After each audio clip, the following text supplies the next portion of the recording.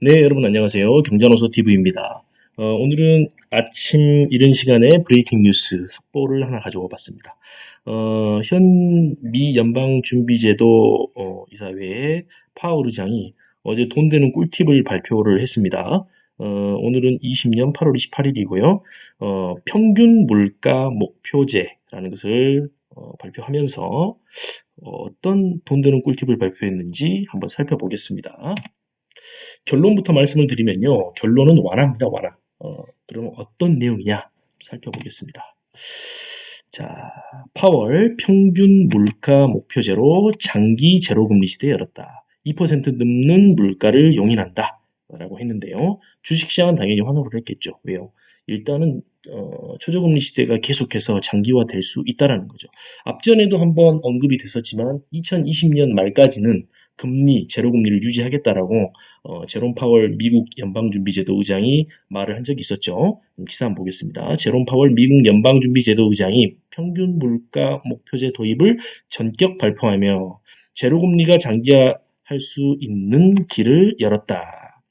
2%라는 물가 상승률을 목표를 상한이 아닌 평균치로 정하면서 2%가 넘는 물가도 한동안 용인하기로 한 것이다. 그러니까 예를 들면 이런 겁니다. 작년에 예를 들어 3%라는 어떤 물가 상승이 있었다. 근데 이번에 뭐 1%다. 그러면 평균치로 따지면 2%죠. 그러면 금리 인상을 하지 않겠다는 겁니다. 금리 인상이라는 것은 곧 시중에 뿌려진 돈 자체를 회수해버리겠다라는 그런 이야기 아니겠습니까? 그래서 계속해서 연준에서는 돈을 풀고 또 금리도 초저금리를 유지하겠다라는 거죠.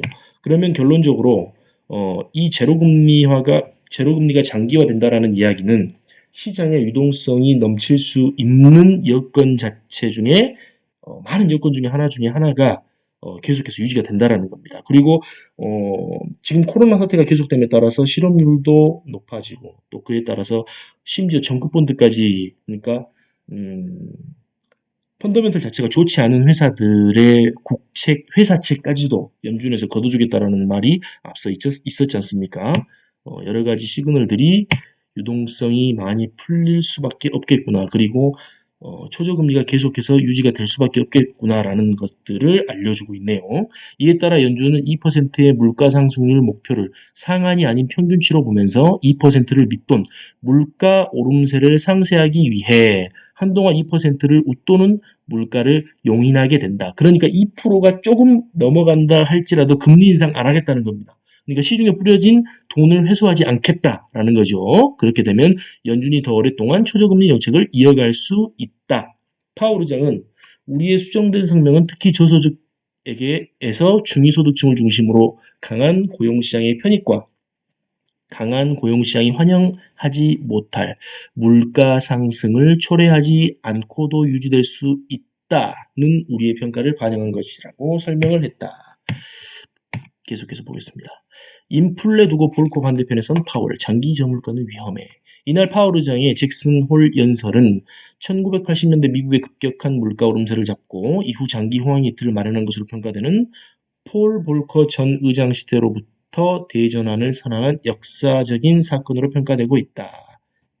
자, 파월 의장은 그러면서도요, 지속해서 너무 낮은 물가는 경제에 심각한 위험을 제기할 수 있다라고 지적했다. 그러니까 물가 인상 자체가 계속해서 오랜 기간 되지 않고 안정된 시대가 만들어지는 것 자체는 경제에 오히려 위험이 될 수 있다라고 파월 의장은 생각한다는 거죠. 네, 계속해서 보겠습니다. 그래서 이 같은 연준의 기조 전환은 경기 호황에도 미국 경제가 오랫동안 저물가에서 벗어나지 못한 데서 비롯한 것으로 보인다라고 했지요. 2008년 금융위기 이후 미국 경제는 회복세를 이어가 최근에는 실업률이 3.5%까지 낮아지며 완전 고용 수준에 근접했지만 물가는 연준 목표치의 상한인 2%를 달성하지 못했다. 목표에 미달하는 물가는 연준의 커다란 고민거리였고 연준 안팎에서는 연준이 새로운 상황에 맞게 목표를 변경해야 한다는 목소리가 나오기 시작했다. 그러니까 많은 여론들을 또 반영한 거기도 하네요. 3월에 코로나 바이러스 감염증 팬데믹은 연준이 고용시장에 더욱더 집중할 여건을 마련해줬다. 그러니까 실업률이 높아지는 것 자체가 연준이 고용시장에 더욱 집중할 여건을 마련했다라는 이야기인데요. 그런 여건들을 기반으로 해서 기준금리인 연방기금금리의 목표 범위를 제로 수준으로 내리고 시중의 유동성을 공급하기 위한 프로그램을 연달아 발표하며 경기 악화를 최소화하기 위한 행동에 나섰다. 자, 여기가 중요합니다. 이날 연준 정책 목표 수정은 연준의 기준금리를 더 오랫동안 제로 수준으로 유지할 길을 열어놨다라고 했네요. 2년 전 공청회 등을 통해 저금리 여건에서의 새로운 정책 전략 검토에 돌입했다. 이날 연준 5년마다 새로운 정책 검토를 수행할 것이라고 설명했다. 계속해서 보겠습니다. 그에 따라서 당연한 이야기죠. 파월 선물에 주식시장을 환호했다. 네.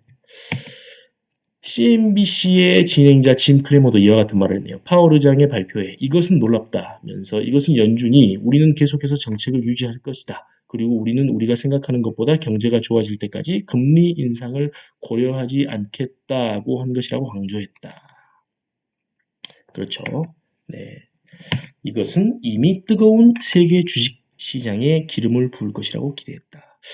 나스닥 그 그래프를 한번 여기서 띄웠어야 되는데 급하게 준비하느라고 띄우지를 못했네요. 네이버 들어가서요.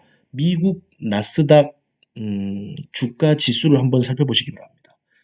그러면서 반대로 코스피 지수도 같이 한번 살펴보시기를 바랍니다. 우리 같이 주린이들은 미국과 같이 지속적인 경제 성장이 있는 나라에 세계 1등 기업 또는 세계 1등이 될 기업에 투자를 지속적으로 하시게 되면 반드시 그에 따르는 보답을 받게 될 것이라고 믿습니다. 일단은 네이버 들어가셨어요. 나스닥 주가 지수를 꼭 검색해 보시길 바랍니다. 그러면 우리가 유동성이 확보되고 초저금리가 계속되는 현 시점에 우리가 취해야 할 스탠스가 무엇인지를 아시게 될 겁니다. 나스닥 주가 지수 반드시 확인을 해 보시고요. 지금 현재 세계 시가총액 1위 기업이 뭔지 아시죠? 애플입니다. 애플. 그 다음에 1위가 될 수 있는 가망성이 있는 시총 2위 기업은 아마존입니다. 아마존. 이런 훌륭한 기업들의 여러분들께서 지속적으로 주가가 오르든 내리든 지속적으로 매달 적립식으로 주식을 사모으시게 된다면 10년 뒤, 20년 뒤에는 반드시 그에 따르는 그에 상응하는 보답을 받으실 거라고 생각이 됩니다. 우리가 4차 산업화가 지속되고 있는 이 시점에 4차 산업을 선도할 기업을 세울 수 있는 능력치가 되지 않는다고 한다면 그런 거인들의 등에 올라타는 것도 우리가 부자로 가는 경제적 자유로 가는 지름길 중에 하나라고 저는 생각을 합니다. 그래서 저 또한 미국 주식에 지속적으로 투자를 하고 있고요. 사실 지금 부동산 규제도 심해지면서 부동산으로 투자하기가 너무나도 어려운 시점 아닙니까? 그래서 이런 기회 때 또 실거주 한 채를 마련하기에 또 좋은 여건이 갖춰져 있는 우리 대한민국의 이 정책 기조에 따라서 주택을 가지고 있지 않으신 분이라면 이번 기회에 1주택을 꼭 마련하는 기회로 삼으셨으면 좋겠고요. 그것이 준비가 되었다면 미국 주식, 나스닥도 좋고요. S&P 500에 포함되어 있는 좋은 주식들도 좋습니다. 시총이 큰 기업의 지분을 사서 지속해서 모아가신다면 그에 따른 상승에 따른 어떤 수익도 시세 차익도 여러분들이 맛보실 수 있을 거고요. 그것들이 쌓여가고 쌓여간다면 그에 따른 배당도 받으시면서 기쁨을 누리실 수 있을 거라고 생각이 됩니다. 어제 이 파월이 발표한 저금리 기조는요. 우리에게 엄청난 돈 벌 수 있는 시그널을 줍니다. 앞에서도 지금 기사를 통해서도 제가 설명을 드렸지만 주식시장이 환호하고 있습니다. 왜요? 유동성은 계속해서 확보가 돼가고 있는 상태죠. 유동성이 확보된다는 것은 뭐냐면요. 돈을 계속해서 찍어내고 돈을 계속해서 푼다는 겁니다. 그러면 시중에 돈이 많아지면 돈이 많아진다는 것 자체가 돈의 희소성이 떨어진다는 거죠. 그 말은 좋은 자산을 모아놓게 될 경우 이런 시장에서 지금과 같은 정책 기조를 가지고 있는 상황에서는 좋은 자산의 가치는 계속해서 뛰어오를 수밖에 없는 겁니다. 그래서 좋은 주택을 사놓으시고요. 어떤 주택이요? 좋은 입지에 좋은 브랜드에서 시공한 누구나 살고 싶어하는 그런 아파트 또는 그런 주택을 사놓으신다면 요즘 같은 상황에서는 계속해서 자산 가치는 상승할 수밖에 없고요.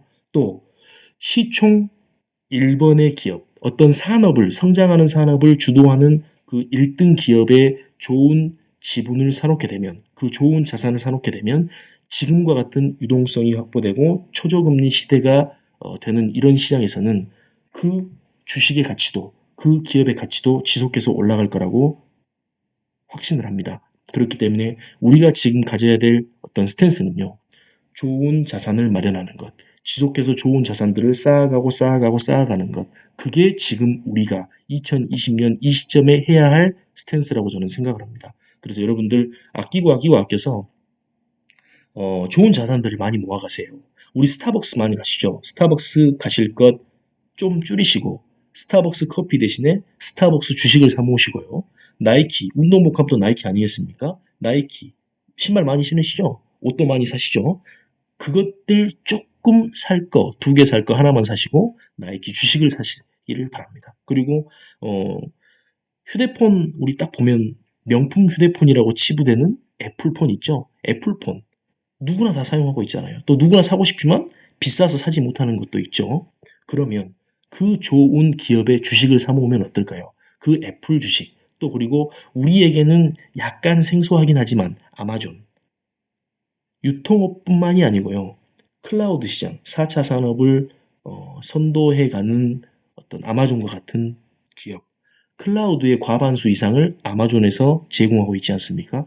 그 아마존과 같은 기업, 또 어, 자율주행차의 어떤 그 산업이 계속해서 성장하고 있는데요. 그 자율주행 시장을 선도하고 있는 테슬라와 같은 기업, 그런 기업의 주식들을 사 모으시게 된다면 반드시 여러분들의 경제적 자유를 이루는데 큰 도움이 될 거라고 저는 생각을 합니다.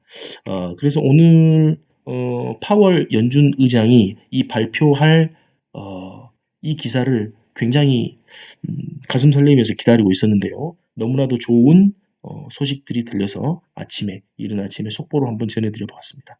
네, 이런 팁들을, 이런 기사들을 통해서 우리가 얻을 수 있는 것이 뭔지를 끊임없이 공부하시고, 그때그때마다 예측보다는 대응을 해 나가면서 좋은 자산들 모아가시기를 바라겠습니다. 여러분들의 경제적 자유를 응원하고요. 저 또한 경제적 자유로 가기 위해서 열심히 노력하도록 하겠습니다. 함께 해주셔서 감사합니다. 오늘도 행복한 하루 되세요. 감사합니다.